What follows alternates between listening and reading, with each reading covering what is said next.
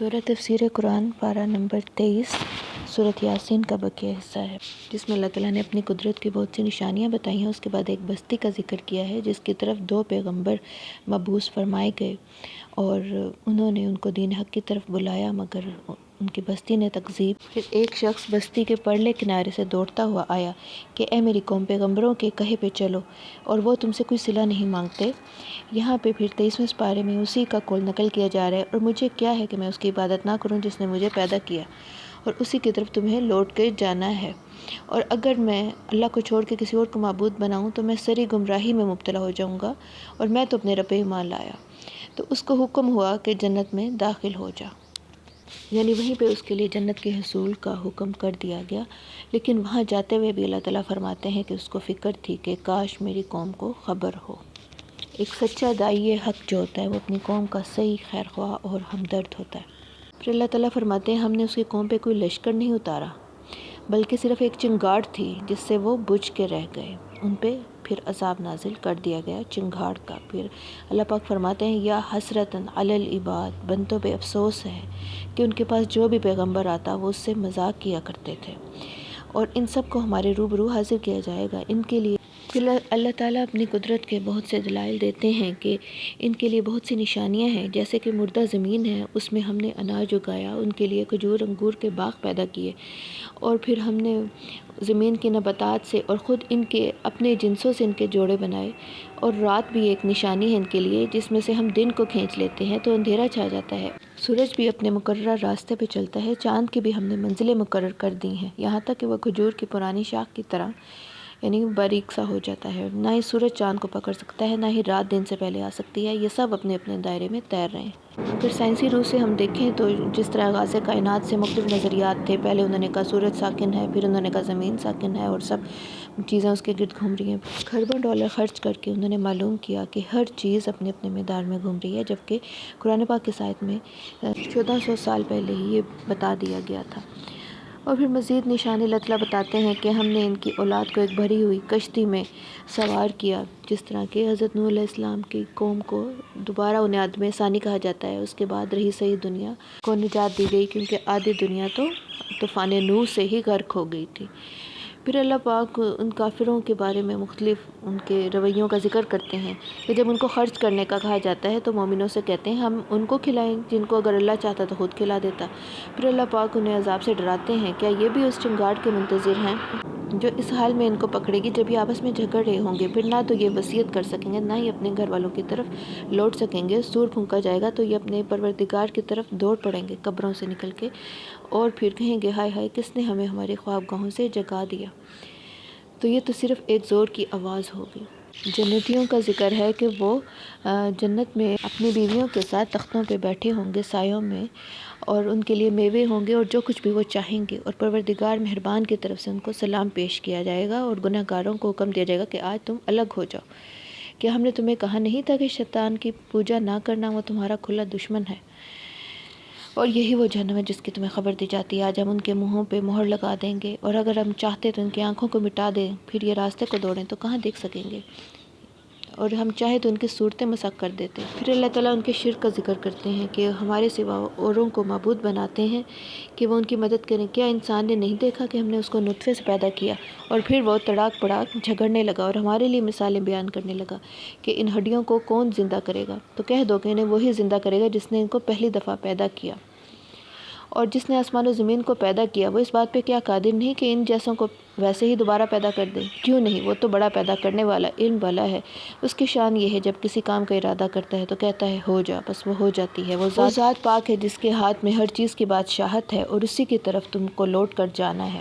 سورۃ صافات مکی صورت ہے، اس میں بھی زیادہ تر ایمانیات کا تذکرہ ملتا ہے۔ اللہ تعالیٰ قسمیں کھاتے ہیں فرشتوں کی جو صف باندھتے ہیں اور جو جھڑک کے ڈانٹتے ہیں، یعنی مختلف امور کے لیے جو اللہ کی مشیت کو نافذ کرتے ہیں یا عذاب لے کے آتے ہیں، اور پھر ذکر پڑھنے والوں کی کہ تمہارا معبود ایک ہی ہے۔ ان تمام قسمیں کھا کے اللہ تعالیٰ عقیدہ توحید کو راسخ کیا ہے، جو آسمان و زمین کا رب ہے اور مشرقوں کا، سورج کے طلوع ہونے کے مقامات کا رب ہے، پھر اللہ تعالیٰ مزید اپنی قدرت کی نشانیاں بتاتے ہیں. آسمان دنیا کو ہم نے ستاروں کی زینت سے مزین کیا اور ہر شیطان سرکش سے اس کی حفاظت کی کہ تاکہ وہ اوپر کی مجلس کی طرف کان نہ لگا سکیں، اور ہر طرف سے ان پہ انگارے پھینکے جاتے ہیں. یعنی ہمیں پتہ چلتا ہے کہ جو کوئی فرشتوں کی کوئی بات چوری سے سن لیتا ہے، کوئی جنات، تو پھر جلتا ہوا انگارہ اس کے پیچھے یا شہاب ثاقب مارا جاتا ہے.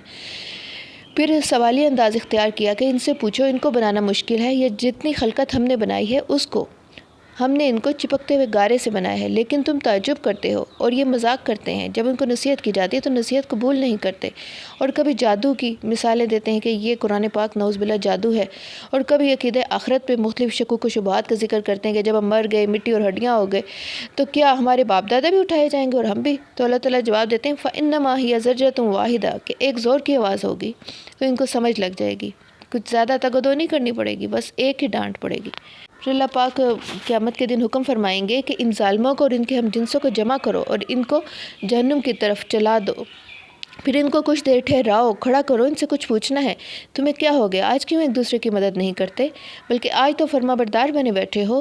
تو پھر وہ ایک دوسرے کو ملامت کریں گے. دوزخ میں ایک دوسرے سے سوال کریں گے کہ کیا تم ہمارے پاس بار بار دائیں اور بائیں سے نہیں آتے تھے اور ہمیں بہکاتے اور گمراہی کی طرف نہیں لے کے جاتے تھے کہ چلو یہ گناہ کرتے ہیں، اس میں زیادہ لذت ہے؟ اور وہ ان کے جواب میں کہیں گے کہ نہیں، بلکہ تم خود ہی ایمان لانے والے نہیں تھے. وہ ایک دوسرے سے جھگڑیں گے کہ ہم نے تو تم پہ کوئی زبردستی نہیں کی، تم خود ہی سرکش تھے. پھر اللہ پاک جواب دیتے ہیں کہ اس روز وہ عذاب میں سب شریک ہوں گے، یعنی کسی کے ساتھ کمی بیشی نہیں کی جائے گی. اِنَّا كَذَلِكَ نَفْعَلُ بِالْمُجْرِمِينَ، ہم گناہ گاروں کے ساتھ ایسے ہی کیا کرتے ہیں. اور کا گناہ یہ تھا کہ دعوت حق کے جواب میں یہ تکبر کرتے تھے اور خود کو خدا سے بڑا سمجھتے تھے. تو اللہ پاک فرماتے ہیں بے شک تم تکلیف دینے والے عذاب کا مزہ چکھنے والے ہو، مگر جو اللہ کے بندگان خاص ہیں، یعنی اللہ کے جو خالص بندے ہیں. اب جنتیوں کے احوال بتایا جا رہا ہے کہ وہ میووں میں ہوں گے اور ان کی روزی مقرر ہے، نعمت کے باغوں میں ہوں گے، ایک دوسرے کے سامنے تختوں پہ بیٹھے ہوں گے اور عزت دیے جائیں گے. شراب لطیف کا جو دور چل رہا ہوگا وہ ایسی پاکیزہ شراب ہوگی کہ جس سے نہ سر درد ہوگا اور نہ ہی وہ اس سے متوالے نشے میں آئیں گے. پھر دوزخ میں اور جنت میں ایک دوسرے سے سوال جواب بھی کریں گے. اس کا ذکر ہے کہ جنتیوں میں سے ایک شخص کہے گا کہ میرا ایک دوست تھا جو کہ عقیدہ آخرت پہ اعتراض کیا کرتا تھا اور اس بات پہ اسے شک و شبہ تھا کہ ہمیں دوبارہ مرنے کے بعد اٹھایا جائے گا. پھر اس کو اس کے دوست کا احوال دکھایا جائے گا جہنم میں. تو وہ جھانکے گا، اس کو دوزخ کے عین درمیان میں دیکھے گا. پھر کہے گا اللہ کی قسم تو مجھے ہلاک ہی کر چکا تھا اور ہم کبھی مریں گے نہیں، پہلی بار جو مرنا تھا وہ مر چکے، اب ہمیں عذاب بھی نہیں ہوگا، یہی بڑی کامیابی ہے. لِمِثْلِ هَٰذَا فَلْيَعْمَلِ الْعَامِلُونَ، ایسی ہی نعمتوں کے لیے عمل کرنے والوں کو عمل کرنا چاہیے. پھر اللہ پاک اس کے برخلاف دوزخ کا تذکرہ کرتے ہیں. فرماتے ہیں أَذَٰلِكَ خَيْرٌ نُزُلًا أَمْ شَجَرَةُ الزَّقُومِ، کیا یہ مہمانی اچھی ہے یا توہر کا درخت؟ دوزخ میں ایک درخت ہوگا توہر کا جس کے پھل بھی انتہائی کڑوے ہوں گے. یہ ظالموں کے لیے ایک عذاب ہوگا اور یہ جہنم کی گہرائی میں اگے گا. شیطانوں کے سر کی طرح اس کے خوشے ہوں گے اور جہنمیوں کو یہی کھانا ہوگا، اس سے وہ پیٹ بھریں گے. پھر انہیں کھانے کے ساتھ گرم پانی ملا کے دیا جائے گا. استغفر اللہ، اللہم اجرنا من النار. اور پھر انہیں دوزخ کی طرف ہی لوٹایا جائے گا. پھر اللہ پاک دوبارہ سے اپنے مخلص بندوں کا ذکر کرتے ہیں. الا عباد اللہ المخلصین، ہاں ہمارے جو بندگان خاص ہیں، ہمارے مخلص بندے، ان کا انجام اچھا ہوا. پھر اس کے بعد قوم نوح کا ذکر ہے کہ کس طرح ہم نے ان کی قوم کو ایک بڑی مصیبت سے بچایا، اور اسی طرح ہم نیکوکاروں کو بدلہ دیا کرتے ہیں اور باقیوں کو ہم نے غرق کر دیا. پھر حضرت ابراہیم علیہ السلام کے پیروکاروں کا ذکر ہے کہ حضرت ابراہیم علیہ السلام نے کس طرح اپنے باپ سے اور مشرک قوم کے ساتھ جہاد کیا ہے، اور کسی جگہ میلے میں جانے کے لیے جب انہیں بلایا گیا تو انہوں نے ستاروں کی طرف دیکھا اور پھر یہ عذر پیش کیا کہ میں بیمار ہوں. پھر ان لوگوں کے جانے کے بعد وہ کلہاڑے سے تمام بتوں کو توڑنے لگے اور سب کو نیست و نابود کر دیا. پھر ان کی قوم نے جب آ کے سوال کیا تو کہنے لگے اتعبدون ما تنحتون، کیا تم ایسی چیزوں کو پوچھتے ہو جنہیں تم خود تراشتے ہو، حالانکہ اللہ نے تمہیں بنایا ہے اور انہیں بھی جن کو تم بناتے ہو. اور پھر انہوں نے اللہ تعالیٰ سے دعا کی ربی حب لی من الصالحین، اے اللہ تعالیٰ مجھے نیک اولاد عطا فرما. پھر اللہ تعالیٰ نے ان کو نرم دل لڑکے کی خوشخبری دی. حضرت ابراہیم علیہ السلام کی پوری زندگی قربانیوں سے مزین ہے. ان کو حضرت اسماعیل علیہ السلام عطا کیے گئے۔ پھر اللہ تعالیٰ فرماتے ہیں کہ جب وہ دوڑنے کی عمر کو پہنچے، بچہ اس وقت کتنا پیارا لگتا ہے اپنے ماں باپ کو، تو حضرت ابراہیم علیہ السلام نے خواب میں ان کو ذبح کرتے ہوئے دیکھا، اور بیٹا بھی اس قدر فرمانبردار کہ انہوں نے اس سے صبح اٹھ کے پوچھا کہ ایسا خواب میں نے دیکھا ہے تو تم کیا کہتے ہو اس کے بارے میں، کیا مشورہ ہے تمہارا؟ ایسا بے مثل باپ اور اس طرح ہی بے مثل بیٹا کہ انہوں نے حکم دیا، یا ابت افعل ما تؤمر، اے باپ، اے میرے والد، آپ کر لیجئے جو کہ آپ کو حکم دیا گیا ہے، اللہ نے چاہا تو آپ مجھے صابروں میں سے پائیں گے۔ اور پھر اس طرح ان کی قربانی اللہ تعالیٰ نے قبول کر لی اور اس کی جگہ بچڑے کو بھیج دیا۔ اور ہم نے پکارا کہ اے ابراہیم قد صدقت الرؤیا، تو نے اپنے خواب کو سچ کر دکھایا، اور اسی طرح ہم نیک لوگوں کو بدلہ دیا کرتے ہیں۔ اور ہم نے ان کا ذکر خیر پیچھے چھوڑ دیا، یعنی کہ آنے والے لوگ قیامت تک ان کے نام سے حج کیا کرتے ہیں۔ مقام ابراہیم ہے، جس طرح 5 نمازوں میں درود ابراہیمی پڑھا جاتا ہے۔ پھر حضرت اسحاق علیہ السلام بھی ہم نے ان کو عطا کیے۔ اس کے بعد حضرت موسیٰ، حضرت ہارون علیہ السلام کے واقعات بھی اللہ تعالیٰ مثال کے طور پہ پیش کرتے ہیں کہ کس طرح ہم نے ان کی مدد کی اور ان دونوں کو ایک واضح کتاب عنایت کی، سیدھا راستہ دکھایا، اور ان کا ذکر خیر چھوڑ دیا پیچھے آنے والوں کے لیے۔ پھر اللہ تعالیٰ تمام انبیاء پہ سلام پیش کرتے ہیں، سلام علی موسیٰ و ہارون، جس طرح اس سے پہلے اللہ تعالیٰ نے حضرت ابراہیم علیہ السلام اور حضرت نوح علیہ السلام پہ سلام پیش کیا ہے۔ اس ساری صورت میں اسی طرح کا ہمیں اسلوب نظر آتا ہے۔ حضرت الیاس علیہ السلام، وہ بھی پیغمبروں میں سے تھے، دعوت حق کے جواب میں ان کی قوم نے بھی ان کو جھٹلا دیا۔ پھر اللہ پاک فرماتے ہیں الا عباد اللہ المخلصین، ہاں ہمارے خاص بندے۔ پھر ان کا ذکر پچھلوں میں چھوڑ دیا، پھر ان پہ سلام ہے بھیجا اللہ تعالیٰ نے۔ حضرت لوط علیہ السلام کا واقعہ کہ ہم نے کس طرح ان کو اور ان کے گھر والوں کو عذاب سے نجات دی، مگر ایک بڑھیا پیچھے رہ گئی۔ تم ان کے اوپر سے گزرتے ہو ان کے کھنڈرات میں سے، تو کیا تم عقل نہیں رکھتے؟ پھر حضرت یونس علیہ السلام کا واقعہ کس طرح وہ بھاگ کے بری ہوئی کشتی میں پہنچے۔ جس طرح کہ ہم جانتے ہیں کہ اللہ تعالیٰ کے حکم کے بغیر ہی وہ اس سے گھبرا کے مایوس ہو کے اپنی بستی چھوڑ کے چلے گئے، اور پھر وہاں پہ کرا ڈالا گیا تو ان کا کرا نکل آیا، ان کو پھینک دیا پانی میں، پھر مچھلی نے ان کو نگلا ہے، اور اللہ تعالیٰ کی پاکی بیان کرتے رہے۔ تو اللہ تعالیٰ فرماتے ہیں کہ اگر وہ تسبیح کرنے والوں میں سے نہ ہوتا، اللہ بھی صافی بطنہ الی یوم یبعثون، تو وہ قیامت تک مچھلی کے پیٹ میں ہی رہتا۔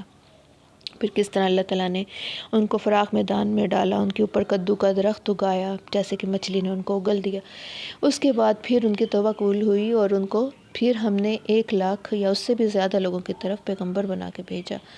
پھر اللہ پاک سوال کرتے ہیں کافروں سے، پوچھو کہ تمہارے رب کے لیے بیٹیاں ہیں اور تمہارے لیے بیٹے؟ خود تو تم بیٹوں کو پسند کرتے ہو، اور پھر ہمارے لیے تم بیٹیوں کو، فرشتوں کو ہماری بیٹیاں مقرر کرتے ہو۔ الا انہم من افکہم لیقولون، یہ تو اپنی جھوٹ بنائی ہوئی بات کہتے ہیں۔ سوالی انداز اللہ تعالیٰ اختیار کرتے ہیں، ما لکم کیف تحکمون، تم کیسے لوگ ہو، تم کیسے فیصلے کرتے ہو، اور کبھی جنوں کو ہمارے ساتھ رشتہ دار مقرر کرتے ہو، جبکہ وہ خود عقیدہ آخرت کے قائل ہیں۔ پھر فرشتوں کا قول نقل ہے، کیونکہ اس کے آغاز میں فرشتوں کا تذکرہ ہے کہ وہ کہتے ہیں کہ ہم میں سے ہر ایک مقام مقرر ہے، ہم تو صف باندھے رہتے ہیں، اللہ پاک کا ذکر کرتے رہتے ہیں۔ جس طرح کہ کفار مکہ ان کو اللہ کے ساتھ معبود ٹھہرایا کرتے تھے یا ان کو اللہ کی بیٹیاں کہتے، تو فرشتوں کے اندر قول نقل کیا گیا ہے۔ اللہ تعالیٰ اپنے پیغمبروں کو کہ یہ بشارت دیتے ہیں کہ ہمارے پیغام پہنچانے والے بندوں سے ہمارا وعدہ ہے کہ وہی مظفر اور منصور رہیں گے، فاتح رہیں گے، انہی کو کامیابی ملے گی، اور ہمارا لشکر ہی غالب رہے گا۔ آخر میں اللہ تعالیٰ اپنی پاکی بیان کرتے ہیں کہ یہ سب جو بیان کرتے ہیں تمہارا پروردگار جو صاحب عزت ہے ان باتوں سے پاک ہے، اور پیغمبروں پہ سلام، اور سب تعریفیں اللہ ہی کو سزاوار۔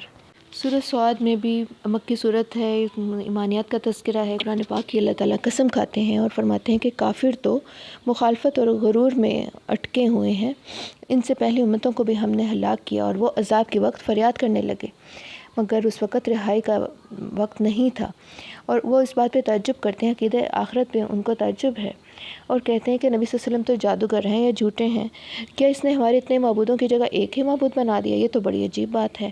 اور پھر ایک دوسرے کو مشورہ دیتے ہیں کہ چلو ہم تو اپنے معبودوں پہ صبر کر کے رہتے ہیں، ان کی پوجا پہ قائم رہو، اس کی باتوں کی نبی پاک صلی اللہ علیہ وسلم کی دعوت سے اعراض کرو۔ ایسی تو ہم نے باتیں پچھلے مذہب میں بھی کبھی سنی نہیں۔ اب ان کی پلاننگ اور ان کی تنقید ملامت کے جواب میں اللہ تعالیٰ یہ 2-3 سوال پوچھتے ہیں، کیا وہ ہماری نصیحت کی کتاب سے شک میں ہیں، یا ان کے پاس تمہارے پروردگار کے رحمت کے خزانے ہیں، یا آسمانوں اور زمین میں جو کچھ ہے ان سب پہ ان کی حکومت ہے؟ تو پھر ان کو چاہیے کہ رسیاں تان کے آسمانوں پہ چڑھ جائیں۔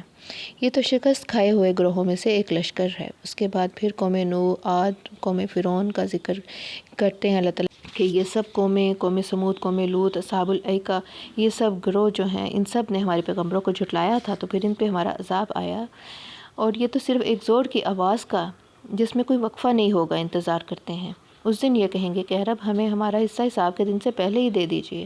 اے پیغمبر تم صبر کرو جو کچھ یہ کہتے ہیں، اور ہمارے بندے حضرت داؤد علیہ السلام کو یاد کرو جو طاقت والے تھے۔ حضرت داؤد علیہ السلام کو جو معجزات دیے گئے تھے، اللہ تعالیٰ ان کا تذکرہ کرتے ہیں، پہاڑوں کو ان کے زیر فرمان کر دیا تھا، صبح شام ان کے ساتھ وہ تسبیح کرتے، پرندوں کو بھی جمع رکھتے تھے، اور ہم نے ان کی بادشاہی کو مستحکم کیا، ان کو حکمت عطا فرمائی۔ پھر انہیں حضرت داؤد علیہ السلام کے ایک واقعے کا ذکر ہے جب فرشتے ان کے پاس ایک جھگڑے کے فیصلے کے لیے گئے ہیں۔ پھر اللہ تعالیٰ نے حضرت داؤد علیہ السلام سے جو خطاب کیا ہے کہ اے داؤد ہم نے تمہیں زمین میں بادشاہ بنایا ہے، بس تم انصاف کے ساتھ فیصلے کرو اور خواہش کی پیروی نہ کرنا۔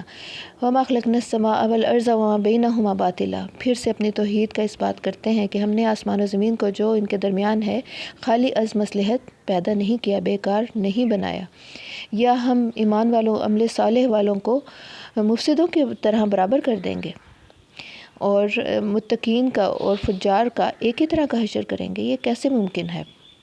تو یہ تو ہماری شان رحیمی سے بعید بات ہے کہ کافروں کو اور ایمان والوں کو ہم ایک ہی طرح عظمت تولے اور ان کا حشر نشر ایک ہی برابر کر دیں۔ حضرت سلیمان علیہ السلام کا ذکر ہے کہ کس طرح ان کے سامنے خاصے کے گھوڑے پیش کیے گئے، اور وہ ان کی ایک آزمائش تھی گھوڑوں میں یا مال کی محبت میں لگ کے۔ یہاں پہ مختلف تفاسیر میں آتا ہے کہ ان کی نماز قضا ہو گئی، پھر انہوں نے اللہ تعالیٰ سے توبہ کی، اسی طرح ایک اور دفعہ ان کی آزمائش کی گئی اور ان کے تخت پہ ایک جسم کو ڈال دیا۔ انہوں نے اللہ تعالیٰ سے دعا فرمائی ہے رب اغفر لی وہب لی ملکا لا ینبغی لأحد من بعدی، اے پروردگار میری مغفرت فرما اور ایسی بادشاہی عطا فرما کہ میرے بعد کسی کو شان نہ ہو۔ پھر اللہ تعالیٰ فرماتے ہیں ہم نے ہواؤں کو بھی ان کے زیر فرمان کر دیا، جہاں پہ بھی انہوں نے جانا ہوتا ان کے حکم سے نرم نرم چلتی، شیاطین کو بھی ان کے زیر فرمان کیا۔ یہ سب عمارتیں بنانے والے، غوطہ مارنے والے تھے جو سمندروں میں ڈوب کے ان کے لیے موتی نکالتے، اور کچھ زنجیروں میں جکڑے ہوئے ان کی مملکت میں کچھ ایسے قیدی بھی تھے جنات میں سے۔ یہ ہماری بخشش ہے، تم چاہو تو احسان کرو اور چاہو تو چھوڑو، تم سے کچھ حساب نہیں۔ حضرت ایوب علیہ السلام کا ذکر ہے کس طرح ہم نے ان کو آزمایا اور بہت سی بیماریوں میں ان کو مبتلا کیا، ان کی آزمائش کی گئی۔ اس کے بعد پھر اللہ تعالیٰ نے دوبارہ سے ان کو ان کے اہل و عیال لوٹا دیے، اور پھر ان کے لیے زمین سے چشمہ نکالا گیا ٹھنڈا اور شیریں۔ مزید اس میں اللہ تعالیٰ کچھ انبیاء حضرت ابراہیم، حضرت اسحاق علیہ السلام اور حضرت یعقوب علیہ السلام کا ذکر فرماتے ہیں کہ ہم نے انہیں اپنے آخرت کے گھر کے لیے خاص کر لیا تھا۔ حضرت اسماعیل، حضرت یسع، حضرت ذوالکفل علیہ السلام، یہ سب ہمارے نیک بندوں میں سے تھے۔ یہ نصیحت ہے، اب قرآن پاک کا تذکرہ ہے، اور بے شک متقین کے لیے عمدہ مقام ہے، ایسی جنت جس کے دروازے ان کے لیے کھلے ہوں گے، ہمیشہ رہنے والے باغ، اس پہ تکیے لگائے بیٹھے ہوں گے، وہاں بہت سے میوے اور شراب منگواتے ہوں گے، ان کے پاس نیچی نگاہ رکھنے والی ہم عمر عورتیں ہوں گی۔ یہ وہ چیزیں ہیں جن کا حساب کے دن کے لیے تم سے وعدہ کیا جاتا تھا، یہ ہمارا رزق ہے جو کبھی ختم نہیں ہوگا۔